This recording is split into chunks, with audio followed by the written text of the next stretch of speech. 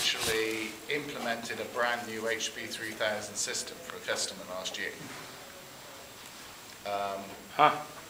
And what were the circumstances? That was actually risk mitigation.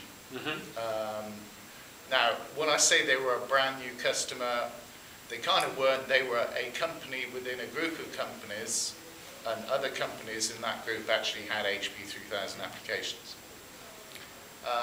And they were faced with the story that you hear quite often. The group was implementing a new major ERP system. Or rather, should we say the group's strategy was to implement a major new ERP system. Now, they haven't actually got around to doing it for 5 years. And of course, the economic climate changes, and suddenly you haven't got 10 million in cash looking around to think about doing it. So they were in a position where they hadn't been allowed to do anything for years, because the answer to everything they wanted to do was, well, wait until the new ERP system comes in. And finally, they twigged that they had some major changes coming in their business, and they were never going to get the new ERP system. And basically they said, okay, but we need to do something.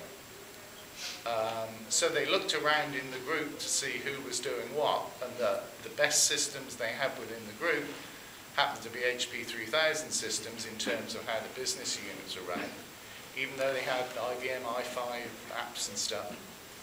So they actually decided that actually implementing a complete 3000 application that they could probably do in about 2 or 3 months, and by the experience of the other companies in the group, it's actually the least risk course to actually solve their business problems now. So this company could have really afford to do what they wanted. Well, they probably couldn't afford to blow 10 million on SAP or Oracle apps, but they've got the budgets to do what they want. Within their business, they just don't have the time. Whenever you talk to them about the issue, it's, sorry, we're too busy, we're going to be doing this year. Well, maybe we'll think about it next year. And they've been going to think about migrating next year since probably 1998. They're in the if it's not broke, don't fix it mindset. They're not even in the if it's don't broke. It's we know we ought to do it, but we just can't find the time to think about it.